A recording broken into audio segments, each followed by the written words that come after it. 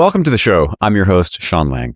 I spent the last several years building and operating a digital agency that's grown past 75 people, and that's definitely shaped how I think about the things that really matter when the agency starts to get quite complex. Now, just a reminder, we've got a free community with tons of helpful agency resources, templates, AI tools, etc., all that good stuff over at agencyuplift.co/group. And also just another reminder, all of these episodes are getting posted in their long form video content now over on the YouTube channel. So just when you're on YouTube, just search Agency Uplift Podcast and you'll find us there. Okay. Today I'm joined by Jesse Ringer. He is the founder of Method and Metric. Method and Metric works with startups and global brands to improve search visibility, increase their reach, and grow their revenue. Jesse, it's great to have you on, man. Yeah, thanks for having me, Sean. I'm excited to be here. Excited to have you. So first off, why don't you tell us a little bit more about Method and Metric? Yeah, so Method and Metric is an SEO agency that I started back in 2017. We focus on helping brands sort out their technical SEO, their content, and everything in between to ensure that more visitors are arriving on their website and ultimately more likely to take action and become customers. Awesome. Now, when people start agencies, there's a couple different ways that people do it. I'm always kind of curious about the origin story. So, were you doing SEO before you started an agency? How did you get into it? What sort of created this this idea that is now Method and Metric? Yeah, so I joined the workforce not long after the 2008 financial crisis, and hiring for jobs in the marketing fields and in advertising wasn't super popular at the time. A lot of brands were really reluctant to bring on junior folk, and I found it really challenging finding my footing in this new career path. I was very much drawn to the advertising world because Mad Men was at its height. And I really gravitated to the idea of creating ads through, media like magazines and ultimately perhaps TV commercials.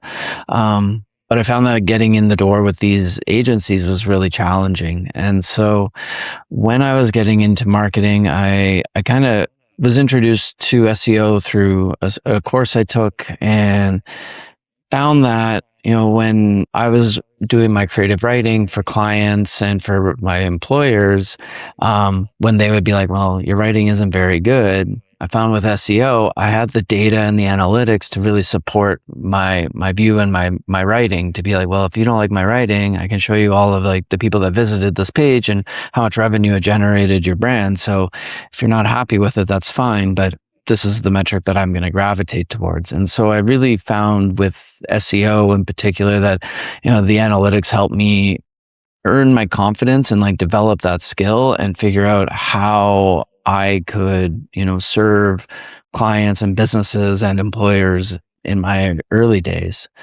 So in that time, I found that consulting work was really much more my speed. I really enjoyed working with a lot of different businesses to help them improve their search presence. I was getting a lot of referrals and getting a lot of interest. So I kind of leaned into that and went, full force into the consulting world. And after about 5 years of doing the SEO thing on my own, I was at a house party with a friend, and we were just having a conversation about SEO, about consulting, and all this kind of stuff. And at the time, he had a software company, and he was like, if you had an agency, we could refer you some clients. And that was kind of it. The next day, I went out and started the incorporation process, and Method and Metric is born from that. Very cool. I mean, isn't it kind of funny how, especially in the early days, the only differentiation between consultants and agency is whether you choose to call yourself a consultant or an agency at first. And of course, the corporation helps, but I mean, who's going to know? Yeah.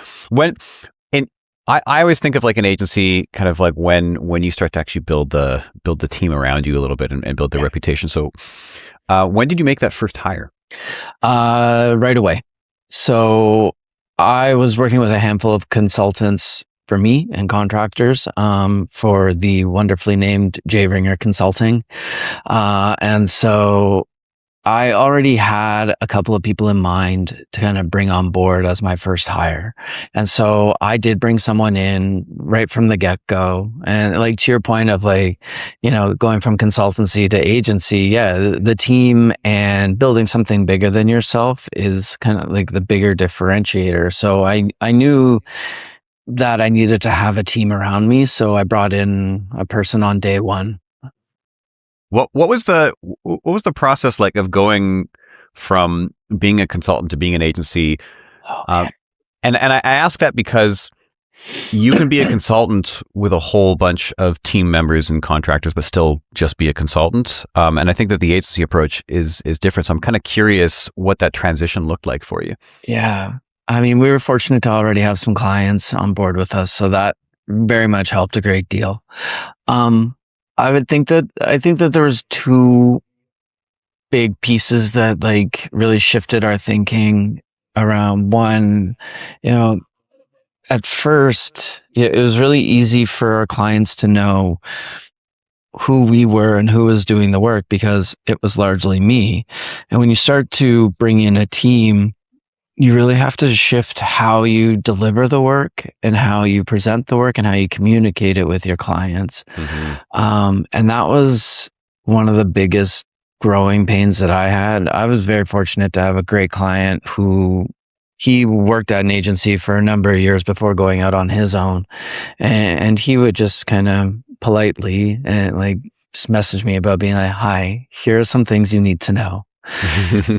And he was really helpful in like being like, hey, we love that you're an agency now. We love the work that you're doing, but we don't really have a lot of transparency around who is doing the work and how it's being completed. And they could see the results. That was not a problem, but we had to really shift our focus to, all right, bring more visibility to the people that are doing the work for our clients and building that relationship. That was a big part of that. The other piece too was figuring out how we stand out in a very crowded market. Like you said, anyone could call themselves an agency, and how we presented that, how we started to behave and interact became much more process driven and methodical. I mean, part of that is in the name, but like it was something about just really maturing in the way that we work with our clients and how we deliver the work that we do. Yeah, it's actually interesting now that you say that. Your name kind of seems almost like a piece of the positioning in a way. It's kind of talking about how you do the work, I guess. Can you sort of expand on that? Yeah, I mean, the name came from two parts. One, I was always, and I still am, a big fan of agency names where they were like something and something, and it really kind of resonated when I started to figure out what we wanted to stand for and what our values are and what makes us who we are. And at that time, I mean, this is just talking about me and my own work. And I found that, the two parts of this is like we do have a methodical approach to the work that we do, and we are and we're very data driven and data focused. And so having those two pieces be a part of our name became really important. And the fact that nobody else in the market had anything like it, and I could get the .com was kind of like the final touches to how I got the name. It's funny. You're not the first or the second or the third person to say that one of the final differentiate or the final deciding pieces was, and the .com was available. Like if you get the .com, you're like, all right, that's official. If we don't get it, someone else is going to get it, and we have to pick a different name. Yeah, and it's been something that like I advise clients and friends and anyone that's kind of going out into the world of like building a business, like make sure you can get the .com. Even if you're in a Canadian business or like like the UK, like having that country code is good, but the .com is just like, there's just a little bit more credibility associated to it. It'll ensure that you can be discovered in lots of different countries. Yeah, and it's making sure that there isn't anything too closely aligned with it already is such an important part of that too. Oh, for sure. Absolutely. Yeah. So you started this officially in 2017. That means that you had been around the block a little while when COVID hit. And I'm really curious, as someone, my agency started in 2018, and I very, very clearly remember what COVID was like, how it felt, what happened versus what we all feared would happen. Yeah. How did Method and Metric experience COVID? Because it's different for every agency, and I think it really depends on who your core clientele were at the time. Yeah. Yeah. All of that is like, there's still lots of things that we take from that time that are like, we have it in our processes now that we wouldn't have had otherwise. But I'll say that right before COVID, I had an employee that was relocating back to his hometown. And so we had created these policies and a framework for remote work because up until that moment, everyone was in office 5 days a week. And so we had this framework. It was maybe a month old or 2 months old when we went into lockdown, but we had a working framework. And so when everyone else had to go work from home, we're like, okay, here's the plan. This is what we're going to do. I mean, everyone believed that this lockdown was temporary. Like, man, one of the things I had was like get our personal trainer friend to create a bunch of like desk and sitting stretches and exercises, like to keep the team engaged. Like I had everyone doing these like stretches every morning kind of thing, like old school calisthenics, and there's very temporary pieces of it. And then as it started to wear on, at the very beginning, all of our clients were like, this is going to be temporary. We're going to keep going.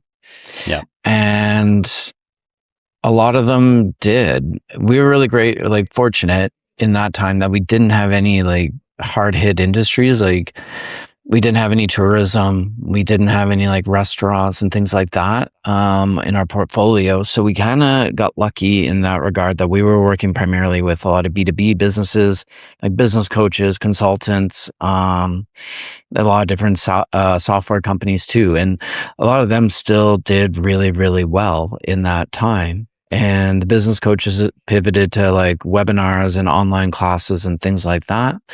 And we were situated really well for it. 2020 was a really great year for us, and we got very lucky in a lot of regards, partly because the Canadian government supported a lot of the businesses. So they felt confident continuing to invest in their marketing and continuing to invest in these things, that we were able to keep going. And so my team's lives were largely uninterrupted. And yeah, they had to work from home and we worked from home. And I think it was the beginning of a lot of different stressors going on in people's lives, but everyone else we kind of navigated through it as like, this is temporary and we'll get through it and we'll move on to the next thing when we'll get back to the office when the time is right. Yeah. And did you ever go back to the office? Yeah, we did. I was really excited about being in the office. In that time, I didn't quite know it, but my managerial style, my leadership style is pretty hands off. And I don't generally like do a consistent effort of checking in with the team when we're not around each other. And so like using Slack and asynchronous conversation tools to be like, hey, how's everyone doing? Or how are you doing? And touch points intermittently. It's not good for me. Like, and it creates lots of problems and challenges that way, both from like, a perspective of within a company, silence does create doubt. It starts to allow people to think about things that are not true, or like start to exaggerate the things that have been said or texted or messaged. And so I really wanted to be in an office for that. So as soon as the lockdown ended in Vancouver, which was quite early on, we were able to go get our haircut and do all of those things and live a pretty normal life in Vancouver. I started looking for a new office because the office we were renting from in a co-working environment, they just exited their lease. And so we didn't have an office to go back to right away. But yeah, we found an office in like May of 2021. And man, that time, like I was so confident that much of the world was going to share my view of like being back in person, being around people again, having meetings not over video. And we had like, so I got this bigger office thinking, one, that the team was going to grow as it had in 2020 and 2021, that we would be hosting clients in our nice, beautiful boardroom and all this stuff. We had one client come visit for a minute, and he was a friend of mine. Everyone else is like, no, we're good. We can do this over video. And even in my team at that time too, were like really reluctant to come back to the office. And so we went into a more hybrid model and rented out desk space in one of the other rooms, but like we didn't necessarily need to go back to the office. Yeah, it's interesting. We never went back to the office after COVID. And partly that was because we had a number of employees that were kind of, not all of them were conveniently close to us. And so when they experienced what it was like to not have to make that drive, they were suddenly very, very enthusiastic about never making that drive again. And I think at that point we're like, well, it feels like, as much as I do think that in person does give you the opportunity to build better culture, that's one thing that I will always miss.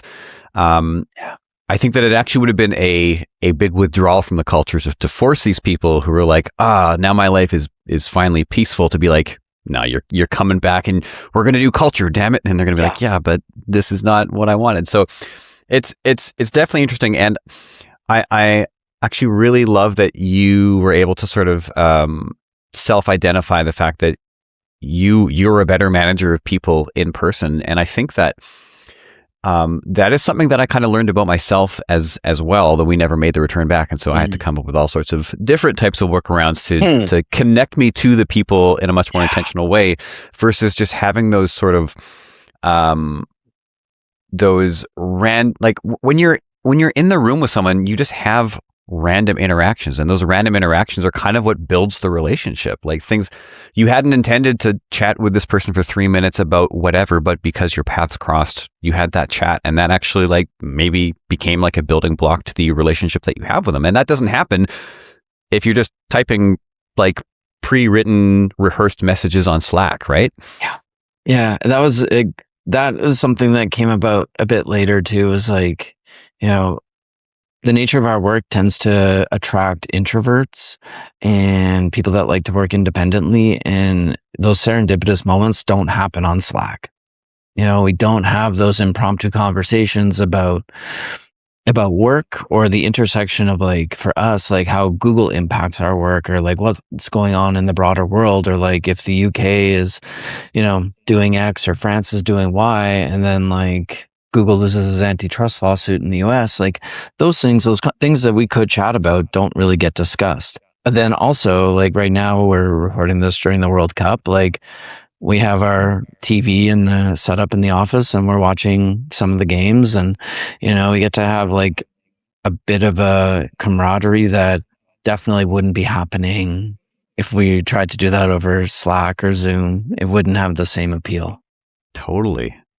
I love that. Just for the World Cup alone, that's awesome. Yeah. And I think too, like in person, it creates like the psychological safety that the team needs to trust each other, and to know when things are going to get done, and like be able to lean on each other a lot more. So when they are working from home or they are working remotely, they don't have to second guess being like, hey, can you help me with this? Or, where is this document, or when will that be finished? And so it helps to create that kind of the environment that is more conducive to productivity and trust. Yeah. And then on the downside, to sort of having people in person, and this is one thing that I think becomes much more apparent if you are in a more emerging industry. Like SEO and search have been around for quite a while, so there is a lot of established talent, no matter where you are. But I'm thinking specifically about, I don't even want to think about AI because that gets to be kind of a beaten horse. But AI and then also emerging platforms like TikTok Shop, for example, like our agency, I don't think like it's grown significantly. We're above 75 people now, and I don't think that we would have experienced a fraction of the growth had we required people to be in office, because realistically, there's maybe 3 or 4 or 5 people in Vancouver that actually know TikTok Shop, versus if we are hiring for a global team, we have our pick of the best talent. And I do think that in order to build a world-class agency, you kind of have to maintain high standards. And if you're limited to a very, very tiny little puddle of talent, you just can't do that, right? Yeah, I agree with that. And so how we kind of battle, or not battle, but like navigate that and counter against that is like we rely on contractors that are more international, that we can use them for their skills and services on specific work that we're doing.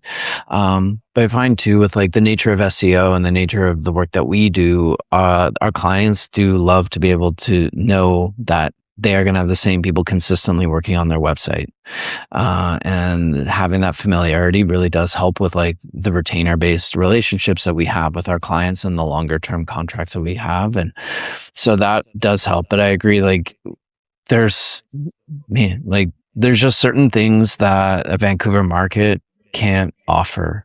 And like if you look at the UK, where SEO is really mature, like getting people from that side of the ocean really does like help us be better equipped, and they experience different things. And especially like if, like you said, if we only focused on just Vancouver for our team and focused on just Vancouver for our clients, like it's going to be, there's less room for innovation and less room for like bigger growth than if we just, looking outside of our borders.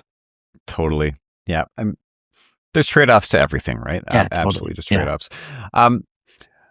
So we've talked pre-code, we've talked COVID. I don't even want to just dive specifically into what I would call pre-AI and then current world, but I am very curious. And if it includes AI, that is totally okay. But I'm curious, what has been the biggest challenge that the agency has gone through, let's say within the last year? Man, I mean, AI is certainly a part of it. It's definitely not the whole part of it. I think that the way that the world is today, with leaders and uncertainty and, the economic challenges that are existing right now, bundled with the fact that no one knows where the hell AI is going to go, and that Google is really making it hard for marketers to have trust in their systems. All of these things are playing, wreaking havoc on business development, on, how we, in 2023, it was really clear like what our value proposition is, how we demonstrate that, how we can show that to our clients. And today, with AI being part of this, it's really hard to show the attribution and the value that the work that we do brings. The other part of that is that like all of these agents that are out in the world and all of that stuff has really like shifted the value proposition again, because like now someone who is like on a limited budget because of global economics is now having to really show the value of like, okay, these blog posts are going to generate X amount of dollars. They're like, why would I get a human to write that when AI can do an okay job? And even though they are not comparable in terms of the quality, the cost differentiation is just that much greater. And so we're having to compete against these AI agents that do a decent job and ensure that the people using them don't get fired, but they're not really moving further ahead. And so then you have to compete with the fact that Google is sending way less traffic to our websites, and having to explain and figure out the rationale for like, what do we do with the remaining traffic, and how do we ensure that they are taking action more often to kind of offset some of that lost traffic from the top of the funnel. So all of it is to say that yes, AI is eating our breakfast in a lot of regards. The economy is probably the biggest challenge right now. Yeah, I can see that for sure. The economy makes sense. I think the AI portion, um, and I don't have a view on this like you would, but in a sense, is AI kind of presenting agencies, especially like yours, kind of like differentiation served on a platter in a way? Because now you get to actually show what high volume slop looks like versus what curated intentional content looks like. Yeah. And that is, becoming our process. Like, you're absolutely right in that, like, our tagline since day one, employee number one came up with this line. I wish I could take credit for it, but it has always been making SEO more human. And now that's That's 100% like of perfect what now. we do. Yeah. Yeah. Like, what a gift. And it's really true, because now you have to create content that is not only unique to you and different than your competitors, but it has to be better than what AI can do. And that requires a human touch. It requires someone that understands your business and your values and the things that make you special as a brand, and creating content built around that. And so there is that. And because this is such a new nascent space, like, a lot of businesses need people like us to kind of help them navigate through this whole new ecosystem. And how do we start to leverage the value of AI as a search channel and as a discovery channel that wasn't there 18 months ago to the level it is today? Yeah. What would you tell yourself with what you know now when you were just starting out? The problems you have right now, you'll get through them and you'll learn from them. And the things that made you lose sleep are really a lot more manageable than you think they are. I feel that. I feel that in my bones. I was actually thinking about some random things that happened in the first couple of years of our agency, right before recording with you, and thinking about how hard those things hit me and what my like visceral emotional response was to those things, and kind of chuckling about it now, being like, that was just a, like, little did I know that was going to happen 5 more times and it was never going to feel that bad the 5 more times that it happened. Kind of reminds me of you familiar with Ray Dalio? Yeah. I love And his book Principles. There's this one concept. I mean, there's so many concepts or principles, as the book implies. One that stuck with me, and I honestly I use it a lot, even just in coaching more like junior agency owners, which is like, this feels bad now, but this is going to be another one of those. So one of his phrases is, it's another one of those. You see it the first time and you think it's an outlier, and then it happens again and you go, oh, this is a pattern. Oh, this will happen again. And the first time it will feel like world shattering. And the second time you're like, nope, we've been here before. It's another one of those. Carry on, business as usual. Yeah. And reading that the first time before I had gone through it, I was like, what is he talking about? And then it started to happen. And I was like, oh, okay. It's another one of those, right? It is another one of those. And yeah, like that, his writing is great. I love Principles. It's a really helpful book. And that is like all those things, like you start to notice the pattern. You're like, oh yeah, that's going to happen again. Like, clients taking forever to pay, or, the results not coming fast enough, or, employees being human beings and not automatons like you wish they would be. And like, Yeah.